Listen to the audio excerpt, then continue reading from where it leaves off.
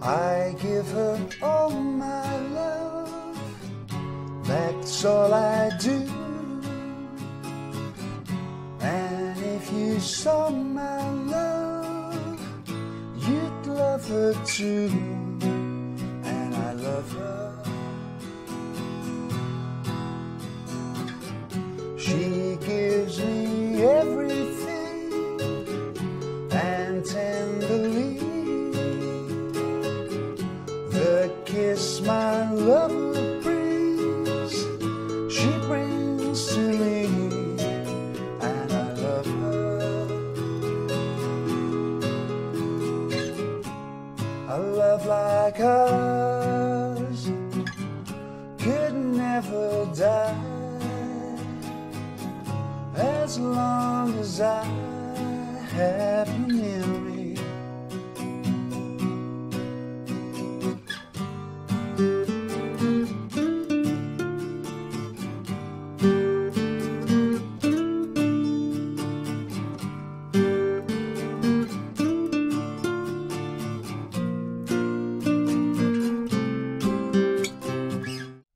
Hey guys, great to see you. Joe here and welcome to another video. Thank you very much indeed for joining me. Okay, so all the usual stuff applies. If you find the video helpful or useful in any way, perhaps you could click on the like or the subscribe. And for anybody who does the social media thing, I'd really appreciate a shout out, because I don't really do the Facebook and Twitter and things like that. So if any of you are into all that type of stuff, then a shout out would really be appreciated. Maybe help spread the word a little bit. Okay, and if there's anybody who would like to help support me and continue on making these lessons, then there are a couple of links down below whereby you can make a donation, or you can join me at Patreon, and that would also help me continue on. Okay, so without further ado, let's kind of get on with this week's lesson.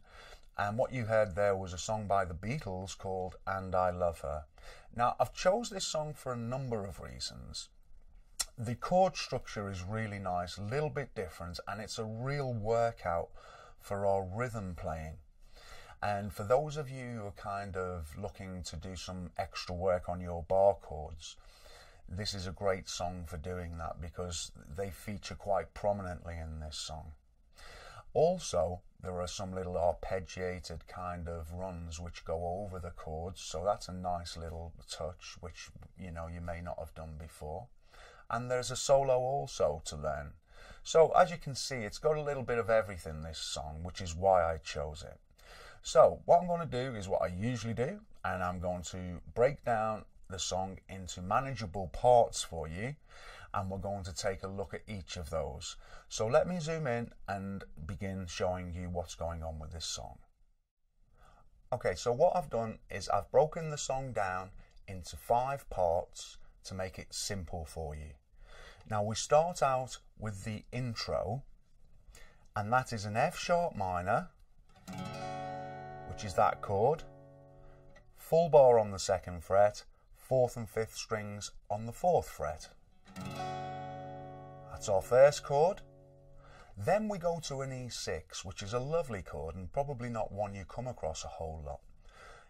What we do is we play an E major shape, which I'm sure you're all familiar with. For those of you who aren't, it's just the 3rd string on the 1st fret, the 4th and 5th on the 2nd fret, and we add this pinky to the 2nd string of the 2nd fret. That is an E6.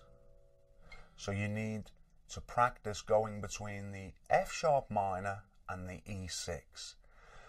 And because the E6 is probably a new chord for you, what I would suggest you do is just get to the E major and then add the pinky as quickly as you can to the 2nd string of the 2nd fret. So what I mean is we play the F sharp minor,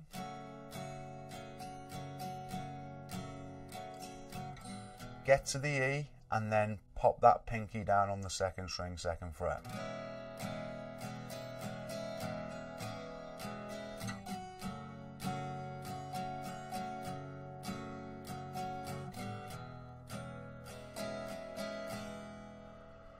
And that's all there is to the intro for the chords. Once we've got that sorted, we move on to the verse. And the verse starts with a F sharp minor, like we've just played, this chord, and it goes to a C sharp minor, which is this chord.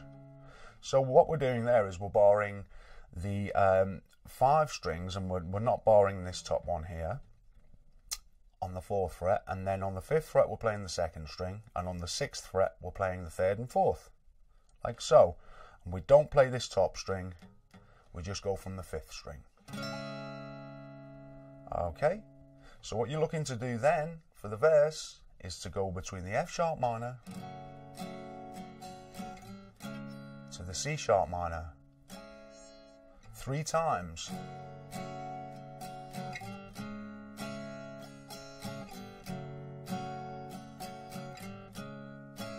So that's 3 times. Then we go to an A, and then to a B, 7, and an E major. Okay, one more time. So what you're looking to do is go from the F sharp minor, C sharp minor,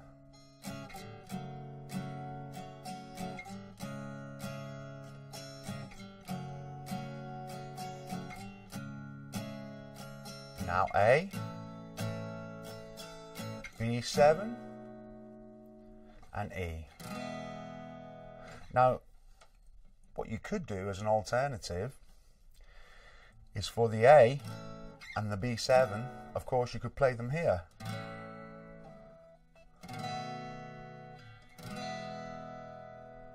Okay, but I think it sounds better here personally.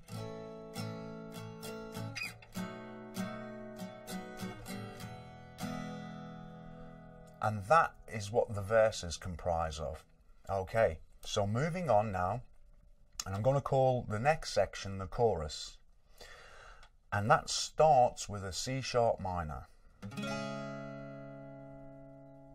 then to a B, which you can play there or you can play here. Okay, so C sharp minor to the B, C sharp minor, G sharp minor. Okay, so that's just the F sharp minor moved up 2 frets, which makes a G sharp minor. C sharp minor again, G sharp minor, and then a B, which you can play there or here, as we've already mentioned. Okay, so if you're looking to play this B, it's 5th string, 2nd fret, and I'm borrowing these 3 strings on the 4th fret, the 2nd, 3rd, and 4th. So you have a B, or you have a B here, which is just like an E major shape moved up to the 7th fret, and this first finger bars all the strings. You have a B major, you drop it down to you have an A major. I'm sure you're familiar with that bar chord anyhow. Okay, so one more time with the chorus. C sharp minor, a love like ours, B, C sharp minor, could never, G sharp minor, die, C sharp minor, as long as, G sharp minor, I have you near me, B. Okay, so as you can see, when you break it down, it's not quite as daunting as it might seem. But nevertheless, it's worth taking a pen and paper and making a note of some of these things, because there's quite a lot going on. So now we've looked at the intro, the verse, and the chorus. Now, what happens next is that there is a key change, which happens just prior to the solo. And all that happens for the key change is that it moves up a semitone. Okay? So that means rather than playing the verse in F sharp minor, which is what we did, we now play it in G minor. Okay? So let me just quickly run through that and show you what it is. Essentially, all the chords that we played in the verse have moved up a semitone. Now, for those of you who can't work that out, it means a G minor to a D minor Okay, so we've moved from that C sharp minor to the D minor. We've moved from the F sharp minor to the G minor. Okay, so we have G minor, D minor. Okay, and we do that 3 times like we did. G minor, D minor, that's twice. One more time. G minor, D minor. Then we go to a B flat, which is just the 6th fret full bar with an E major put in front of it. So that's a B flat to a C to an F. Okay, so hopefully that will make sense to you, because all we've done is we've moved those verse chords all up a semitone. All right, so I'll just show you that one more time. We've got a G minor to a D minor, G minor, D minor, G minor, D minor, B flat, C, F.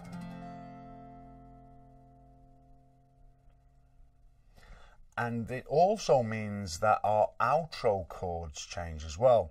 So that's the kind of key change that we've just looked at there. So the outro chords also move up a semitone, which means rather than playing the original intro, which was F sharp minor to E6, we now play G minor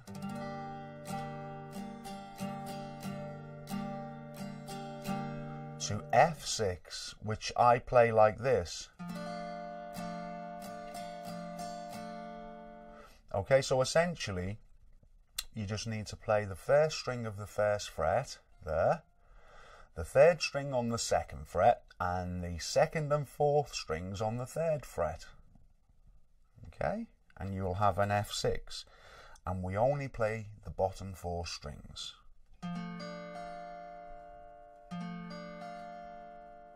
So we're going from a G minor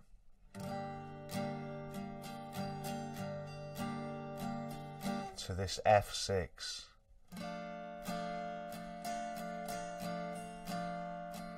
It does it again, G minor,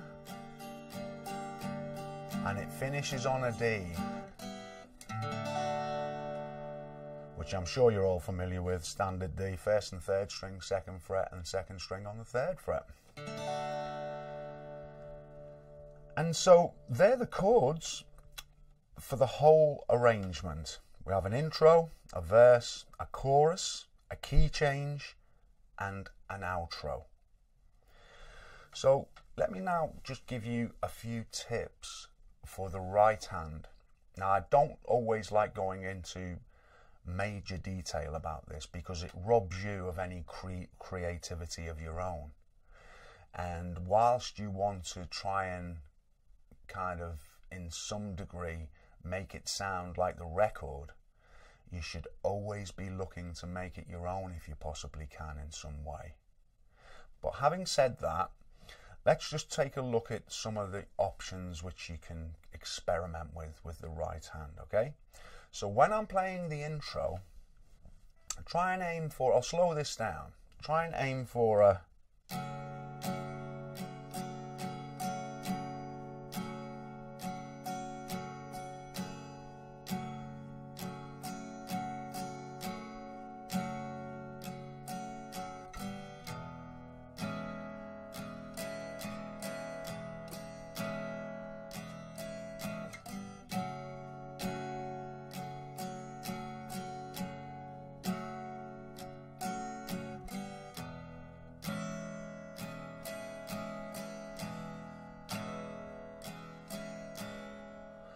something like that would be a good starting point.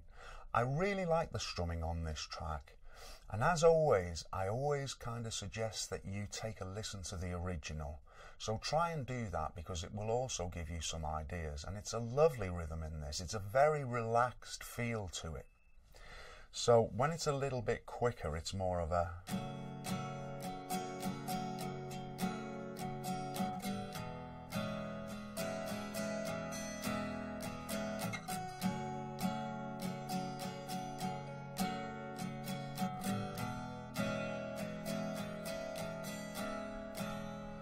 So just start off slowly and then you can build the speed. So if you aim for something like that on the intro, that might be a good starting point. Now moving on to the verse, it's a similar feel throughout the song, but just so you know the duration of the chords and things.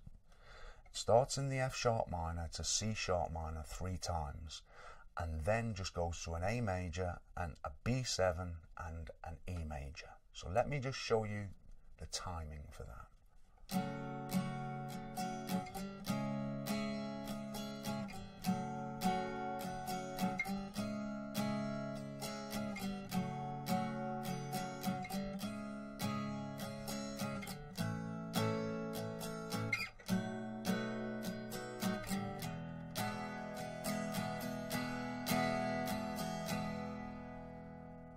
So that's your verse strumming. Then we go into the chorus strumming, which is the C sharp minor to B, C sharp minor to G sharp minor,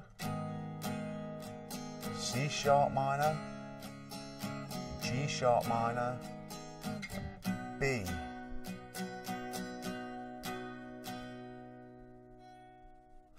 Now, the key change is just the same as the verse, because essentially it is a verse, but just moved up a semitone. Nevertheless, we will run through it. So instead of F sharp minor, we're now in G minor. To B, sorry, I beg your pardon, G minor to D minor 3 times, then B flat, C, and F, like this.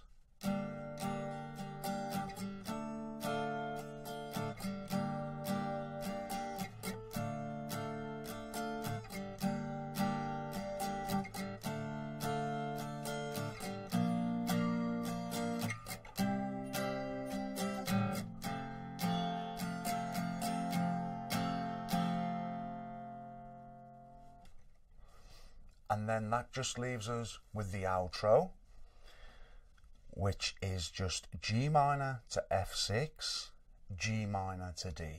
So we have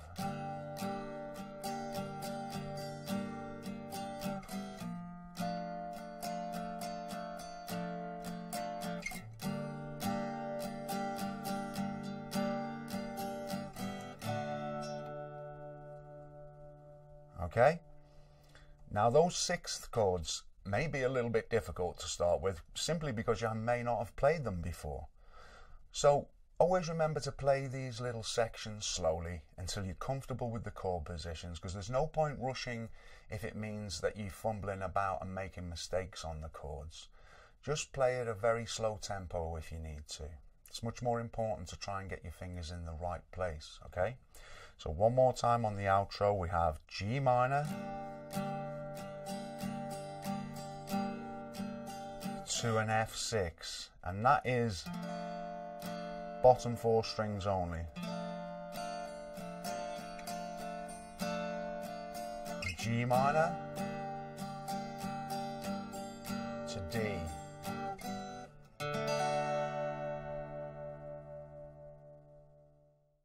So that covers all the chords within the song and the kind of rhythm section, if you like. And there's quite a lot going on there and quite a lot to remember. So I would take your time when practicing this and make some notes, perhaps jot down the kind of structure, because all those things help it stick a little bit more. It's one thing me telling you about it, but I've always found if you take a pen and paper and just sketch out the arrangement, then it has a tendency to stick a whole lot better. Okay, so in part 2 we're going to be checking out the arpeggios and the solo. So I do hope that you'll join me for that lesson, and that'll be with you shortly. And thank you very much indeed for watching. I look forward to seeing you soon.